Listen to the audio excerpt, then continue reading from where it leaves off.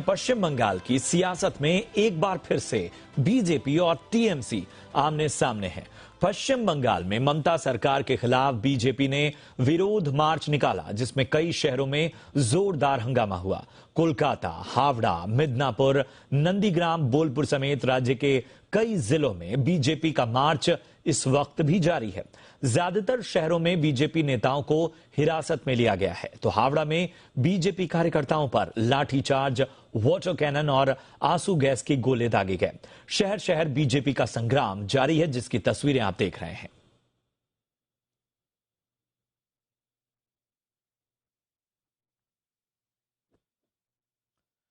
और नबान अभियान को लेकर पश्चिम बंगाल के अलग अलग हिस्सों से तस्वीरें आ रही हैं। कोलकाता, हावड़ा, उत्तर 24 परगना, इसके अलावा बोलपुर, दुर्गापुर की ये तस्वीरें हैं, जहां पर आप देख सकते हैं कि बीजेपी का ये जो अभियान है ममता सरकार के खिलाफ, वो किस तरह से एक हिंसक झड़प में बदला है, उसकी ये तस्वीरें गवाही दे रही हैं।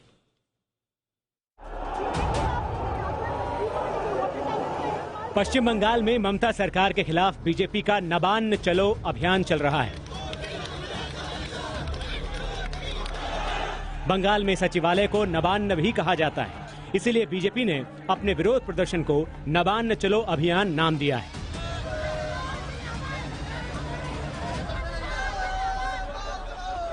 आज सुबह से ही बीजेपी नेता और कार्यकर्ता सड़कों पर हैं। प्रदर्शनकारियों ने पुलिस की गाड़ियां जला दी, सड़कों पर आगजनी की और बैरिकेडिंग तोड़ दी। पश्चिम बंगाल के दूर दराज के इलाकों से भी बीजेपी कार्यकर्ता नबान्न मार्च में हिस्सा लेने के लिए पहुंचे। कई बसों को पुलिस ने रास्ते में ही रोक दिया। ट्रेन से जाने वाले लोगों को स्टेशन के बाहर ही रोक दिया गया और कार्यकर्ताओं की पुलिस के साथ झड़प भी हुई। পুরোভাবে গণতন্ত্রকে এখানে মার্ডার করা হলো। মুখ্যমন্ত্রী ভয় পেয়েছেন, তিনি পালিয়ে গেছেন এবং তিনি বিজেপির এই সংখ্যা দেখে তিনি বুঝতে পেরেছিলেন যে কত মানুষ এখানে আসবে এবং যে মানুষ এসেছে আজকে আপনারা দেখেছেন এটা হচ্ছে 30% অফ দ্য টোটাল আমাদের যা লোক আসার কথা ছিল। 70% লোক রাস্তাঘাটে পশ্চিমবঙ্গের বিভিন্ন জায়গায়, কিছু লোক বাড়িতে, কারণ কিছু লোককে গতকাল অ্যারেস্ট করে, অ্যারেস্টও দেখায়নি, ডিটেন করেছে। प्रदर्शनकारियों को हटाने के लिए पुलिस ने पानी की बौछार की।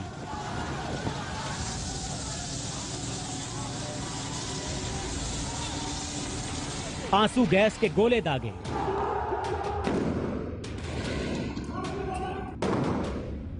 कार्यकर्ताओं को हिरासत में लिया।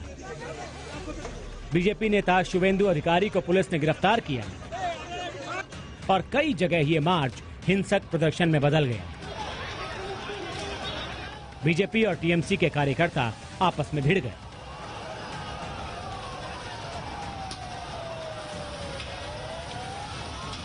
ममता जी का साथ आदमी नहीं है, बंगाल का जनता नहीं है, इसलिए जैसे नॉर्थ कोरिया में करता है तानाशाही, इस तरीके से बंगाल में भी तानाशाही कर रहा है, इस तरीके से जैसे ऑपोजिशन को रोका जाए। बीजेपी जानती है कि 2024 की जीत में बंगाल बहुत अहम होगा। सवाल ये है कि भ्रष्टाचार के आरोपों पर हुआ प्रदर्शन क्या ममता को बर्दाश्त नहीं है।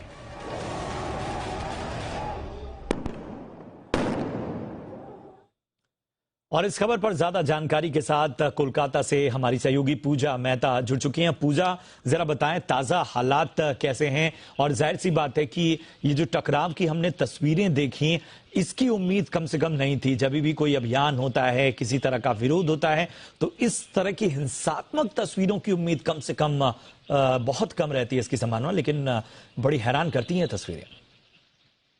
बिल्कुल बेहद हैरान करने वाली तस्वीरें सामने आई हैं। आपको बता दें कि बीजेपी ने ये नौबान्नो अभियान का ऐलान किया था क्योंकि वो सरकार को कई मुद्दों पर घेरना चाहती थी, फिर चाहे मामला हो एसएससी स्कैम का या फिर टीचर्स एलिजिबिलिटी टेस्ट को लेकर जिस तरीके से इरेगुलरिटीज हुई है उसको, या फिर जिस तरीके से राज्य में करप्शन के चार्जेस सामने आ रहे हैं और एक के बाद एक मंत्रियों के नाम जो है घोटाले से जुड़ते हुए दिख रहे हैं। तो कुल मिलाकर कई मुद्दों पर जो है आज सचिवालय तक जो है ये मार्च का ऐलान किया था बीजेपी के कार्यकर्ताओं ने। लेकिन 3 जगहों से जहां से ये रैली निकलनी थी और ये तीनों जगहों पर जो है सीनियर नेता इसका नेतृत्व दे रहे थे रैलियों का, लेकिन कई जगहों पर हमने देखा जैसे शुभेंदु अधिकारी को रैली में शामिल होना था उससे पहले ही पुलिस से उनको गिरफ्तार कर लिया था।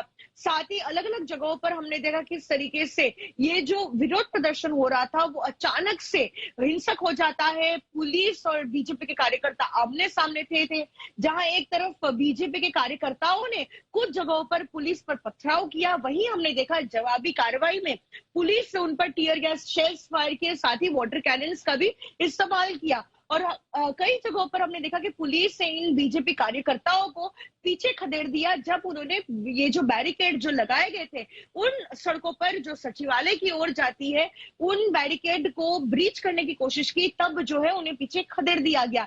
लेकिन कुल मिलाकर जो है मामला काफी टेंस रहा।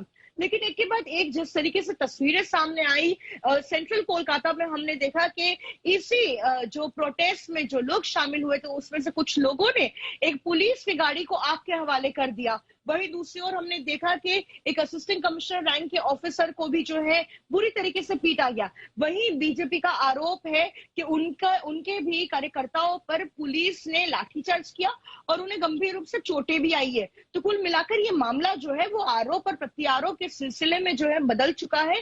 लेकिन फिलहाल जहां जहां पर ये रैलियां निकली थी परिस्थिति जो है वो बिल्कुल अभी शांत है और स्थिति को नियंत्रण में लाए हैं पुलिस ने।